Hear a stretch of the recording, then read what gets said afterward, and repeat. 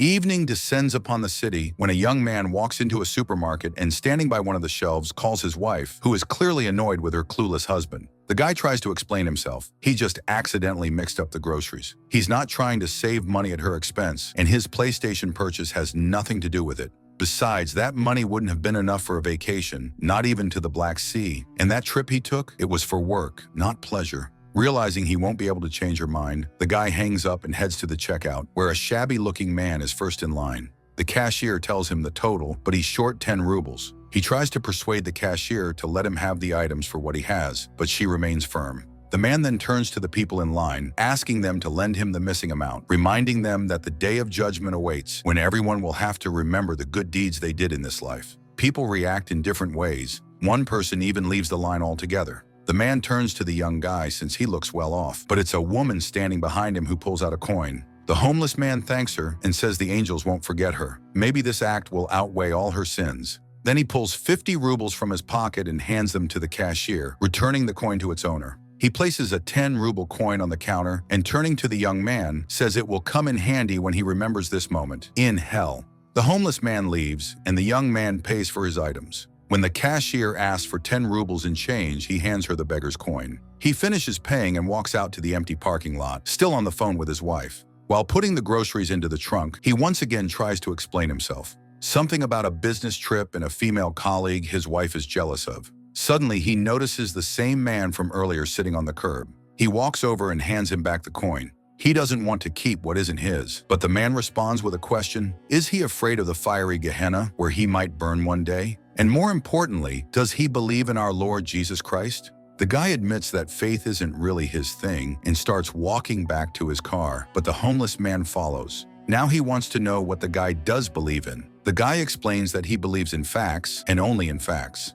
Unexpectedly, the man launches into a monologue, saying that in that case, the guy will just become worm food after death. Is that really the pinnacle of his life? The guy takes offense and explains that he's a mathematician by training and believes in the exact sciences. Sure, becoming worm food isn't ideal, but it's a natural ending that awaits everyone. The man fires back. If he's not interested in anything right now, then he's already become worm food. But the guy insists the homeless man is much closer to that outcome because no one would call his lifestyle right. And since they're talking about it now, what's the meaning of life for someone like him? The homeless man stops. That's a very good question, he says. He even jokes about the worm food thing, but adds that the guy has already taken that spot.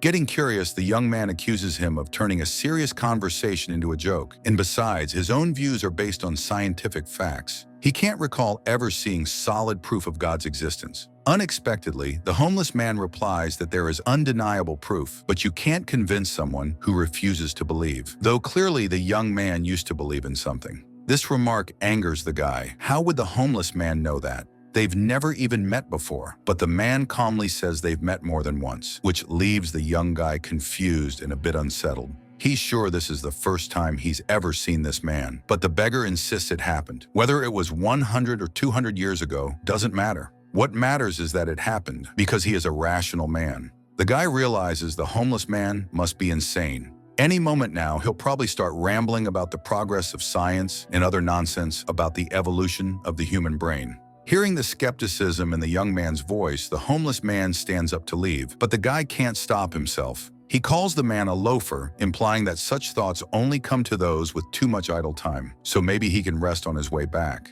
That simple phrase suddenly sets the homeless man off. He grabs the guy by the collar and yells, shouting that the man has no idea, no concept of when that way back will actually come. The guy struggles, breaking free from the man's grip. Then suddenly the homeless man begins to cry. Bewildered, the guy has no idea what upset him so deeply. Feeling guilty, he tries to calm the man down, insisting he didn't mean anything by it. But the man can't stop crying because the young guy doesn't understand how many years he's been waiting for his moment. The guy asks him to explain. Why such strong emotions? Surely in a couple of years, he won't even remember this incident. And that's when the homeless man starts laughing through his tears. The guy sits down beside him and tries to comfort him. After all, he's still young. His whole life is ahead of him. But just as he begins to speak, his phone rings again. It's his wife, furious at the delay. He promises to explain everything later, hangs up and turns back to his strange companion who has somehow produced a newspaper and is now leisurely reading it. The guy sits down again, relieved to see the homeless man no longer upset.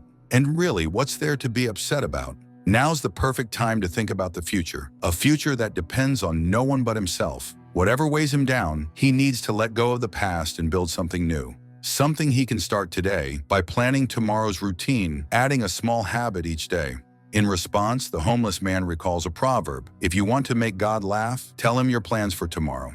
The guy gets annoyed, again with the God talk, and demands solid, undeniable proof of his existence. And then the homeless man calmly states that he has met Jesus Christ. The guy freezes, speechless, then asks again and again if he heard the name correctly. When the man confirms it, repeating it with ease, the guy realizes he was probably right all along. This man is just insane, but the homeless man quietly admits that he is the wandering Jew, the one who didn't let Jesus rest while he was carrying his cross. The guy is baffled. He's not well versed in scripture and doesn't know that story. The man repeats, he was the one who didn't let Christ pause for a moment when he passed by his house. It was he who told God that there would be time to rest on the way back, to which Jesus replied, then wait for me. And as strange as it sounds to the guy, that's exactly what happened 2,000 years ago. At first, it was just as strange to him too, the man admits, but eventually he got used to it. So for him, the existence of God isn't a belief, it's a fact. The guy says he wants to believe his story. The homeless man urges him to simply consider the possibility, and if he does, he'll see there's no real contradiction in what he's been told. The guy accepts the challenge, determined to find flaws and expose the lie. But looking at the man's face, something stops him. He decides not to waste his time and bids the homeless man farewell.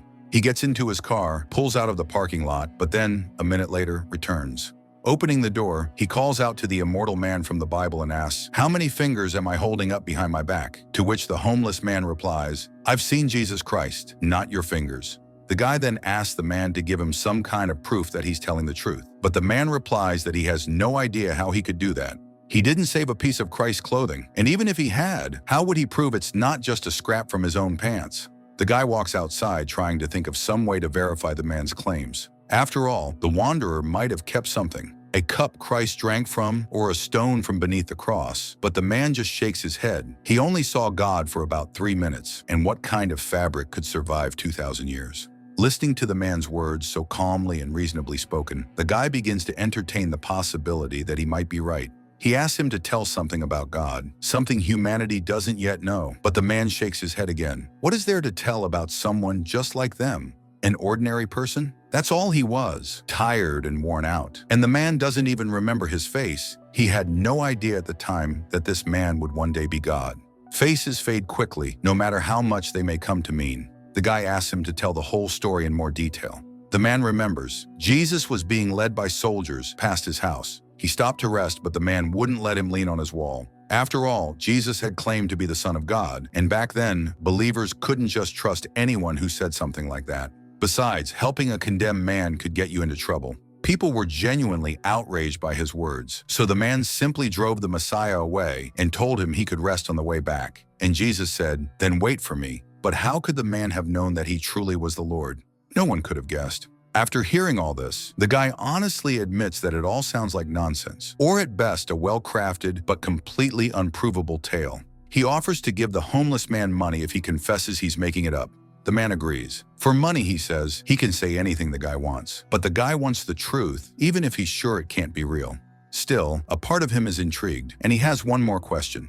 Doesn't the man feel ashamed of how he behaved? The man admits he's thought about that for many years, but maybe it was God's plan. He's tried to atone. He even became a clergyman and served for 100 years. That's not nothing, but no one came down from the heavens to hand him an indulgence. The guy suggests that maybe the service itself was divine providence. This idea baffles the man. Is he for or against the idea of God's existence? The guy admits he's against it, really, but he's just trying to explore the story as far as it can go. To this, the man counters, if God's plan is to never show himself, then his existence becomes irrefutable. Over the years, the wanderer has been many things. He can't even remember all the professions. And truthfully, being immortal isn't that great. You still have to find food, search for warmth, and wait. Wait a long time, often in discomfort. People pass by again and again, while the one waiting has memorized every notice on the wall, every crack in the couch.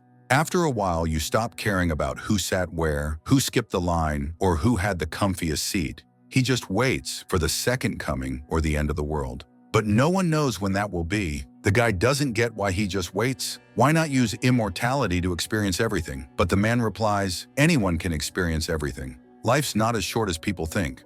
Still, the guy argues, ordinary people might be scared. The end could come at any moment. The man admits that he's scared too, even as an immortal. If someone bit off 2 of his fingers, he wouldn't die. He'd live on with 3. And over 2,000 years, there were people who tried, but the fingers are still there, though the scars remain. But people are resilient creatures. The guy is more and more intrigued. What if a tank shell hit him in the head? Would he just be an immortal man without a head? But the wanderer assures him that won't happen, simply because it can't. Why? He doesn't know. Early on, he tried to end it. He once hung from a branch for 2 weeks, his throat in burning agony until the branch snapped. He broke the bones in his feet. In 1945, he was captured by the Nazis. He tried to shoot himself in the head. The bullet jammed. The barrel exploded. His hand was shredded with shrapnel, and he still has a scar under his chin. But it all healed, even the tendons. At first, his fingers didn't move at all. He lost a lot of blood and ended up in a field hospital with the other prisoners. He crossed into Russia from Poland about 40 years ago. The guy is stunned. He wouldn't have given the man more than 30 years. The homeless man reminds him that he didn't even spare him 10 rubles in the store. The guy quickly reaches into his pocket. The man accepts the money with gratitude, assuring him it will be remembered. But the guy isn't done. He keeps asking, maybe the wanderer has superpowers? The man just laughs. He never forced the guy to hear this story. He asked for it himself. Still, the guy doesn't believe him. Anyone could come up with a story like that. Beggars often say their documents were just stolen, or that they're the illegitimate children of some celebrity. This man could be schizophrenic, or maybe there's a hidden camera somewhere. But the wanderer points out that if he were making it up, wouldn't it have made more sense to choose something a bit more believable? As for the mentally ill, there are plenty of them these days. Yet very few end up in psych wards claiming to be immortal. He could have just said nothing. That's the difference between him and a madman. He knows where the line is, the one that crosses into the kind of information that makes people uneasy. That's why no doctor would ever suspect anything unless he wanted them to. The guy finds that unsettling. A normal person should be disturbed by such thoughts. How is the wanderer so sure all these events really happened? He apologizes for being suspicious. He's just trying to believe the story somehow. The man nods. He gets it. He himself has wondered if he went mad. But the decades passed, and he stayed the same. Nothing changed. He even carved marks into his skin. 920, 1464, 1812. But then he'd sit and wonder. Maybe he scratched those in yesterday and dated them as if they were 200 years old. How do you prove it to yourself? That's why he needs the guy's help. It's easier to figure things out together. The guy agrees and proposes a thought experiment. What if he were the one to shoot the wanderer in the head? Surprisingly, the man says, go ahead. And since there's no tank around, maybe a knife would do? But the guy refuses. He's not about to explain to the police that the homeless man claimed to have seen Jesus and therefore wasn't supposed to die. The man shrugs. That's how it goes. So the guy asks him to tell some historical fact, but the wanderer can't name anything extraordinary. Shepherds herded sheep, fishermen fished. He can't tell people what they don't already know. After all, he learned most of it from books himself. The guy doesn't understand how someone can forget their own life story, but the wanderer asks him, does he remember where he was last August? And that wasn't even a year ago. Through the centuries, the wanderer simply lived in different countries, though he was never much of a traveler. His soul may have wanted something new, but his body always needed warmth and a piece of bread. He moved from country to country, but there's nothing he can offer as proof. Neighbors didn't pay much attention to him. There are always people who look younger, and he never stayed in one place for too long. He knows a lot of ancient languages, but most of them are considered dead now. And who could even verify them? Still, the guy is determined to find a hole in his story, but the man is more interested in something else. Who brought this guy to him? They didn't just start talking for no reason. The guy switches topics. What about space? The wanderer says he's seen many strange things, but never aliens. He's read about stars and galaxies and always wondered why, with so many worlds, there's still no sign of other life. Maybe it's all just scenery, a backdrop for lifeless planets. The guy is once again amazed. This from a homeless man who probably drinks, but the wanderer assures him he's simply had a lot of time to think, to read, to talk to people. So in 2,000 years, he's managed to go from a humble shepherd to a full-blown bum. The wanderer starts to leave, but the guy catches up again. He finds it odd that the all-forgiving Jesus would curse someone, but the man doesn't see it as a curse. Christ didn't speak in anger or bitterness. The wanderer believes he cursed himself with his own words, and God simply made them come true. If he'd said, "Let me become the richest man alive," or "Let me find a beautiful wife," then maybe that's what would have happened. After 2,000 years, he's come to one main conclusion. The real curse isn't the waiting, it's that he remained a stupid shepherd, a person who creates lives a life filled with spirit, but he never discovered any secrets. He never invented anything remarkable. The guy is baffled. How is it possible that the wanderer has nothing to share with someone living 2,000 years later? Surely he must have met Michelangelo or Nietzsche, but the man just shakes his head. The conclusions he reached were already well known to mankind. Maybe he did meet some geniuses, but how would he have known? And the portraits in books, they don't look anything like the real people. The guy asks the wanderer to at least tell him how people lived 1,000 years ago, what they thought, what they believed in. But the man insists that people have always thought the same things, that the earth is flat, that God sits above the clouds and watches every step. And now they believe God lives inside each person, so of course he sees every step and judges just like a human would. Although people disagree on what's right and wrong, that must mean God cares about human actions just as much as humans themselves do. So if there's God in everyone, then there must also be the devil. People know when they're doing good and when they're doing evil. In other words, God has a shape, the shape of human imagination. And if you think about it, a person always has a choice. Fate exists too, but it's something a person chooses for themselves. And at any given moment, they can stop choosing that fate and start choosing another. Now the guy begins to wonder, maybe believers aren't such fools after all, but then where do fanatics come from? That's not a sign of intelligence. Why kill people who don't share your faith? The wanderer explains that people should keep their opinions about others' beliefs to themselves, but humans simply aren't built that way. It's always been like this. Someone finds something sacred, it gives their life meaning. Then they start comparing it with their neighbor's primary organ, and that's how fights begin. Suddenly, the guy's phone rings. He had completely forgotten about it. He apologizes to his wife, saying he just got caught up in conversation with an interesting person. She immediately assumes he means a woman and tells him she's already on her way. The homeless man advises him to get out from under her heel and asks what her worldview is. The guy says she believes in Christ, but now after this conversation, he realizes that disproving the existence of God is just as hard as proving it. To that, the wanderer says that if a person is happy, they shouldn't question it, because it's faith that makes you happy. And if all the facts around you are depressing, maybe you are the depressing one. Now the guy grows curious. Why is this man a bum? The man confesses that he lives like someone preparing for a big exam. Time stretches endlessly, but then the years rush by like seconds. Youth flies past, then suddenly it's over. You look in the mirror and see an old man and think, how did that happen? But the strangest part is, you don't feel different. It's like some kind of awareness of impermanence, like sobering up a little more every year. The you from yesterday is already someone else. Even jokes hit different than they did 5 years ago. And in old age, you'll be someone else again, still feeling like a boy. The guy doesn't want to talk about old age. He's afraid of it. Maybe that's why people invented religion, to make it seem like something comes after death. Then he suddenly suspects the homeless man was just playing him, but the wanderer leaves that for him to decide. The guy starts tossing out theories about eternal youth. If the man really has lived 2,000 years, he must be special. But the man denies it. He hasn't done anything special with his life. During the war, a Polish family hid him because he's a Jew. After that came the camps. The guy insists those times must have been harder than now, but the man disagrees. Even though the world's changing at breakneck speed, people don't change. They're like a river, always moving, swirling, changing, yet never the same river. Still, the path it flows through hasn't changed in 100 years, and people are like droplets, new, different, but still the same water. The guy proposes a paradox of faith. Can God create a stone he himself can't lift? The wanderer calls it a paradox of the mind. If you're an atheist, all your understanding of the world comes straight to your head. The idea of God is in your head too, so the problem lies in your mind. God in the head can't move a stone that's also in the head, but he'll do it when the time is right.